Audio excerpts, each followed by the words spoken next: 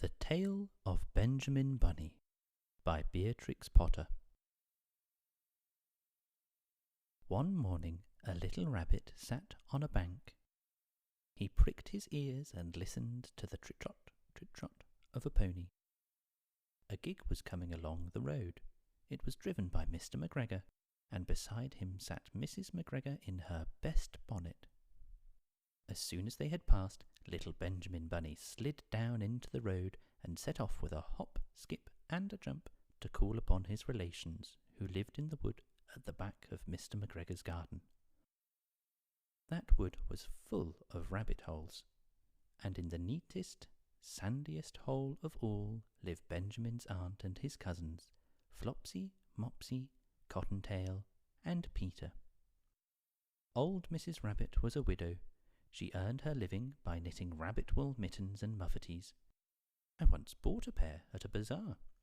She also sold herbs, and rosemary tea, and rabbit tobacco, which is what we call lavender. Little Benjamin did not very much want to see his aunt. He came round the back of the fir tree and nearly tumbled upon the top of his cousin Peter. Peter was sitting by himself. He looked poorly and was dressed in a red cotton pocket handkerchief. "Peter," said little Benjamin in a whisper, "who has got your clothes?" Peter replied, "The scarecrow in Mr. McGregor's garden," and described how he had been chased about the garden and had dropped his shoes and coat. Little Benjamin sat down beside his cousin and assured him that Mr. McGregor had gone out in a gig, and Mrs. McGregor also, and certainly for the day, because she was wearing her best bonnet. Peter said he hoped that it would rain. At this point, old Mrs. Rabbit's voice was heard inside the rabbit hole, calling, "Cottontail, Cottontail, fetch some more chamomile." Peter said he thought he might feel better if he went for a walk. They went away, hand in hand, and got upon the flat top of the wall at the bottom of the wood. From here they looked down into Mr. McGregor's garden. Peter's coat and shoes were plainly to be seen upon the scarecrow, topped with an old tam-o'-shanter of Mr. McGregor's. Little Benjamin said, "It spoils people's clothes to squeeze under a gate. The proper way to get in is to climb down a pear tree." Peter fell down head first, but it was of no consequence, as the bed below was newly raked and quite soft. It had been sown with lettuces. They left a great many odd little footmarks all over the bed, especially little Benjamin, who was wearing clogs. Little Benjamin said that the first thing to be done was to get back Peter's clothes in order that they might be able to use the pocket handkerchief.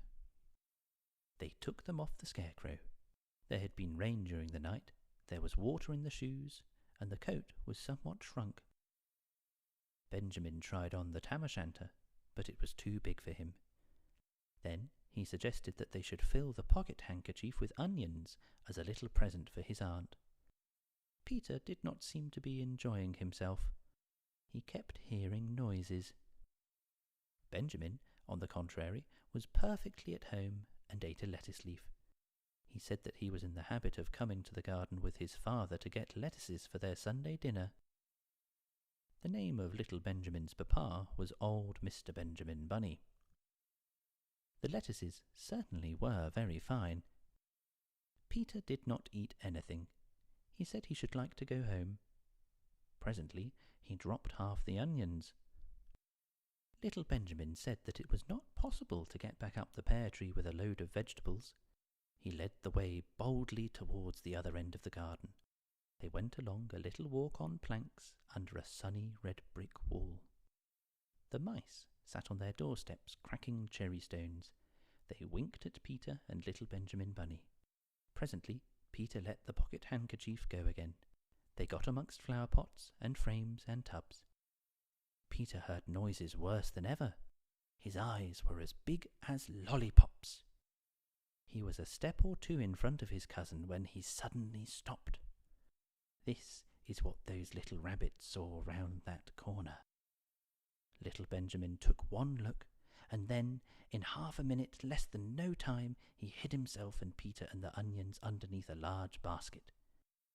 The cat got up and stretched herself, and came and sniffed at the basket. Perhaps she liked the smell of onions. Anyway, she sat down upon the top of the basket. She sat there for 5 hours.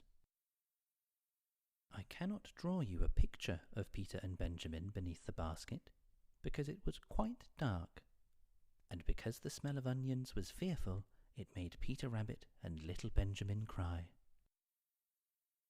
The sun got round behind the wood, and it was quite late in the afternoon, but still the cat sat upon the basket. At length there was a pitter-patter, pitter-patter, and some bits of mortar fell from the wall above.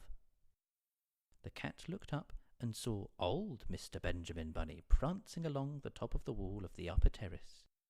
He was smoking a pipe of rabbit tobacco and had a little switch in his hand. He was looking for his son. Old Mr. Bunny had no opinion whatever of cats. He took a tremendous jump off the top of the wall and onto the top of the cat, and cuffed it off the basket and kicked it into the greenhouse, scratching off a handful of fur. The cat was too much surprised to scratch back.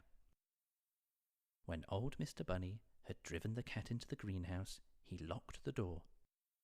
Then he came back to the basket and took out his son Benjamin by the ears and whipped him with a little switch. Then he took out his nephew Peter. Then he took out the handkerchief of onions and marched out of the garden. When Mr. McGregor returned about half an hour later, he observed several things which perplexed him. It looked as though some person had been walking all over the garden in a pair of clogs, only the footmarks were too ridiculously little. Also, he could not understand how the cat could have managed to shut herself up inside the greenhouse, locking the door upon the outside. When Peter got home, his mother forgave him, because she was so glad to see that he had found his shoes and coat. Cottontail and Peter folded up the pocket handkerchief, and old Mrs. Rabbit strung up the onions and hung them from the kitchen ceiling, with the bunches of herbs and the rabbit tobacco. The end. Good night.